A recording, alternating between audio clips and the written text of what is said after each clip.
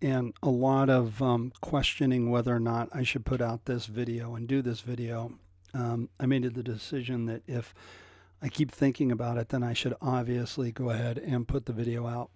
And so what I want to talk about today is the music business and alcoholism and drug abuse and drug use. I'm not going to tell anybody how to live their life. I'm going to tell you some stories of things that I've been through and stuff that I went through, and hopes that if anybody out there needs help, and hopes that, and if anybody out there wants help, that they can find it. They can reach out to me or anybody that is out there that is in a program to get yourself sober. I also want to pre-reference some of the stories I'm about to tell you by saying this. Everything that I do here on this playlist on my channel, Road Rash and Band-Aids, these are all educational things.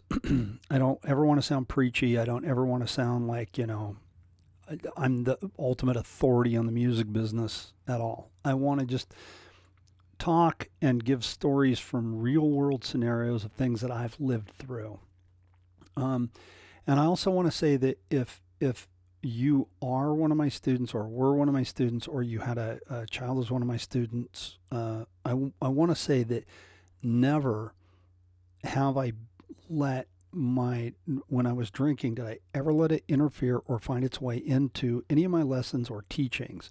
It's the polar opposite. It was pushed away then during the times of teaching, but then afterwards is when I would drink, at night. And I'm doing this as a way of what not to do. So I want to just be really clear about that before I go into any of it. If you want more information on this, you can find more in-depth stuff in my book, Drum Up Your Business, which is available on my website or on Hudson Music. So first of all, my story. Yeah, I quit drinking almost 7 years ago. And it has changed my life so dramatically for the better that it's just unbelievable. I can't believe it's hard for me to put into words how much better my life has gotten. It hasn't been easy. It's been really hard, but it's a lot better. It's a lot more sane. It's a lot less drama and just better. I've got a new house. I've built a recording studio. I've fixed my marriage. Everything is a lot better. It's kind of like I shed my skin, if you will. I come from a long line of drinkers. My mother wasn't really a drinker, but she drank, but not like the people on her side of the family. A lot of my aunts and uncles and cousins and stuff just drank like fish, as did my father. My father and a lot of people on his side of the family, bad drinkers, bad alcoholics. I'm not throwing anybody under the bus when I tell these stories. Some of them walk there themselves, to quote Paul Stanley. But I'm just telling my side of the story, and that those people were drinkers. My father was my hero. I looked up to him like crazy. He was the guy that when I was a kid, like a lot of young boys, they want to be like their dad. And my dad always drank. He always had a beer open. This is in the era of the 70s, where drinking and driving wasn't frowned upon that much. People, it wasn't championed. It wasn't unaccepted. If you had a beer between your legs and you got pulled over, the cop would say, "Are you okay to drive?" "Yeah, I'm fine. I only had one or two." "Okay, well, be careful and just go right home, or I'll follow you home." Whatever. It wasn't the nemesis and this horrible thing that we know that it is today, right? It just wasn't back then. So my dad always had a beer open, and I always wanted to be like my dad. Growing up in Colorado, which is where I was originally from, Coors beer was not distributed outside of Colorado. So my dad's brothers, my uncles, would come into town, and they'd want to go to Coors and go on the tour, and they'd buy beer there cheap, and they'd put it in the back of the car and cover it up with a blanket and drive it here to California. And that's where they got their Coors beer. That was cool for them. Well, my dad was always bringing home these little cans, little 8-ounce cans of beer. And I remember I asked him one time, I go, "Dad, these beers for me?" And he would go, "As long as your mom doesn't find out." Well, I hated it. It tasted terrible. I couldn't stand it, but I wanted to be like my dad. So I'd drink a couple drinks of one and pour it out. I didn't, wasn't that thing like that when I was a little guy. But that's, take a drink of my dad's beer, whatever. I just thought I was being cool when I did it. Well, as time goes on, it kind of becomes part of your lifestyle. And especially when you're going into my dad's office and I'm seeing all the guys there having a beer and drinking, and it's just part of the normal life. And I want to be like him, so I drank. Growing up in Colorado, 3-2 drinking age, meaning that when you turn 18, you could drink 3-2 alcohol, all right, 3.2 alcohol, which is once you turn 18. And when you're 18, that just meant you drank twice as much. And so you got drunk and fat. That's what it was, right? And it went hand in hand with being in a band, right? It just did. If you're in a band, it's almost expected that you drink, and it's definitely condoned. It's okay, right? All the stories of all the bands, every band you can think of, just a bunch of drinkers, partiers, alcoholics, Aerosmith used to say that they were drug addicts dabbling in music, right? At one point in my life, I thought that was funny. And then once I got sober, I kind of realized how sad it was. It's heartbreaking, right? So the reason I wanted to make this video, again, was to kind of shed some light on how it kind of creeps its way into the music and how it can take over. It really can. It's always there. It's backstage. It's in the dressing rooms. It's on your writer. On the writer, they'd say, what do you want? What do you want in your dressing room? And we'd say, well, we want this, this, and this, and a case of Heineken or whatever beer we wanted. And it was always there. It was always there for us. If you're playing a club, drinks are on the club or half price, right? One or the other. So and everybody in the place wants to buy you a drink. So you didn't pay for a lot of them, right?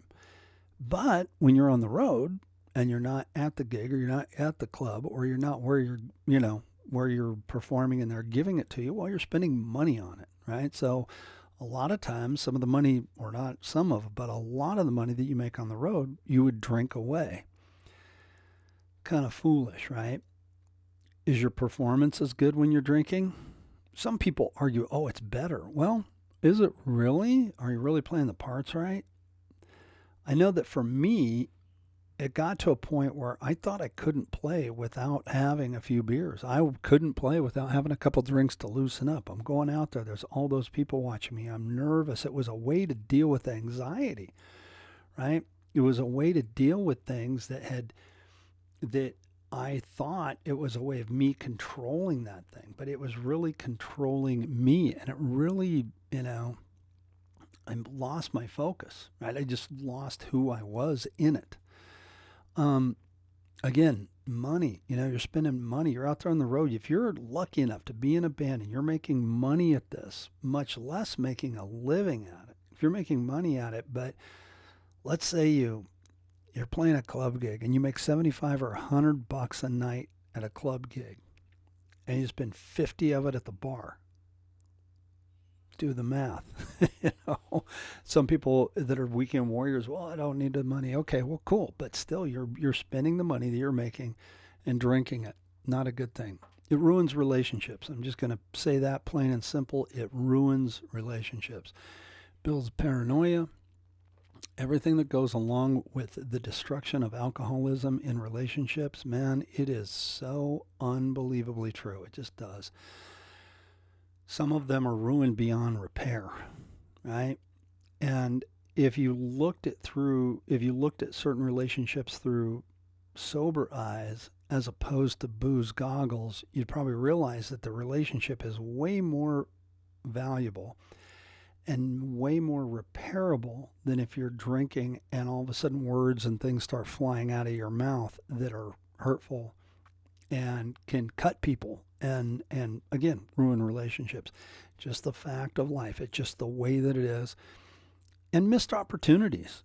I don't know. I can't sit here and go, gee, did I miss any opportunities? Did I blow something where I could have had better this or better that, or I didn't play as well when somebody was there to see me? I don't know.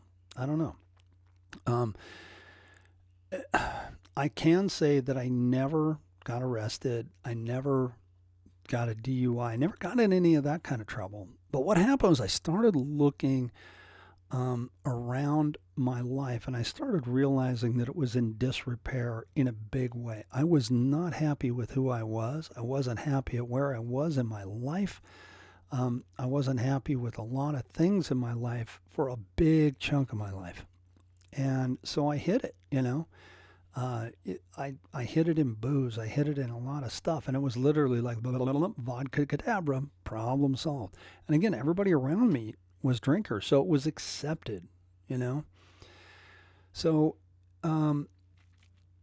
once I started realizing that and I started making changes and I made the change to quit drinking, the first year was tough. Man, the first year was unbelievably hard. Physically, mentally, emotionally, it was devastating, and it was so physically painful. I couldn't believe how physically painful it was. And I didn't think I was going to be able to do it. I didn't think I was going to be able to do gigs without drinking. I remember my first gig without drinking was in Arizona at this really famous theater that we play up in a place called Prescott. And man, I never had felt so raw in my life. But after I got done with the gig, I kind of realized, well, wait a second, I played, I think, pretty good tonight. I was really focused on the gig. One of the guys in the band came to me and he gave me a nice kudo. He said, I've always thought your time was good. As a drummer, that's what you pride yourself on. The three biggies: groove, time, and feel. Your time was good. But he said to me, he goes, but tonight, man, you were a Swiss, wristwatch. Your time was impeccable tonight. That made me feel really good. That was the point where I realized, okay, I can do this. And so now the question was, can I make it through this emotional part? Can I make it through the agony of cleaning up the wreckage behind me and fixing relationships and making things better? Is that doable for me? And the answer was undoubtedly yes. Without a spot of hesitation, yes. It was doable. It was hard. I'm still working on myself. I work on myself every day. But quitting alcohol did not ruin my career. It extended my career. It made my career better. It made my career sharper. It made every aspect of my playing more focused. I still have some issues. I don't, again, it's been almost 7 years. I don't crave it. I don't need it. I don't want it. It's not something that is this, little, guy over here on my shoulder. It's behind me, but I have to remind myself of it daily. Hey, I'm just going to stay sober today. I'm just not going to drink today. And when I think about that in the morning, and then I go about my day with that in mind, very productive. Now, I was productive before. I was always functioning with it, but I think I could have functioned better. And I also think I wouldn't have hurt people. And I also think that I wouldn't have put myself in situations that I found myself in because I was drinking. So that's kind of my thoughts on that. Now, again, I don't want to get preachy. I'm not going to tell anybody how to live their life. If you can drink and you don't have a problem with it, you don't. If you're asking yourself, do I have a problem with it? Maybe really ask yourself, really think about that. There is help out there. I also want to say that there is no weakness. It is not weak to say, man, I got a problem. I need some help. That's not weakness. That's strength, right? That's strength. When you go to the gym and you're working out and you're doing a really hard exercise, regime, you're really working out hard, stopping and resting is not weakness. It's smart. Gives your body the chance to rest. Give your mind the chance to rest from any of these things that might be bothering you. If you need help, it's there. I'm going to put some links in the description below to Alcoholics Anonymous. There's so many people out there that are willing to help. The guy that has helped me get sober is a dear, dear, dear friend of mine. And again, I don't say any of this stuff with shame. I don't say any of this stuff bragging or braggadocious. I say it for what it is. And it was a bad time, and it was not a good thing, and I got through it. And if you're a musician and you're on the road and this is an issue in your life, it doesn't need to be. And if you're a musician and you're wanting to be on the road or you're playing gigs around town and it is an issue, it doesn't need to be. You can be a better version of you. You can be the best you that you can be. But you have to do it with a frame of mind that I'm going to get through this. Don't be afraid to ask for help. Don't be afraid to reach out. Don't be afraid to make the phone call, send the email, send the text, do whatever you got to do. And remember, at the end of the day, once you quit, I promise you, it's not easy. It is not easy, but I promise you it's worth it. It's totally worth it. If this video helped you, if you have found yourself, and especially, anybody that has a problem, it doesn't have to be musicians, anybody that has a problem, I hope that you find this video and it helps you. And anybody that's a musician and has a problem, I get it. Believe me, I get it. It's been there since, driving to rehearsal, stop, get a 12-pack of beer, just have rehearsal. It's always there. It's always there. I understand. You can stop. You can quit. You can get over it. Thank you guys so much for watching. I'll see you in the next video.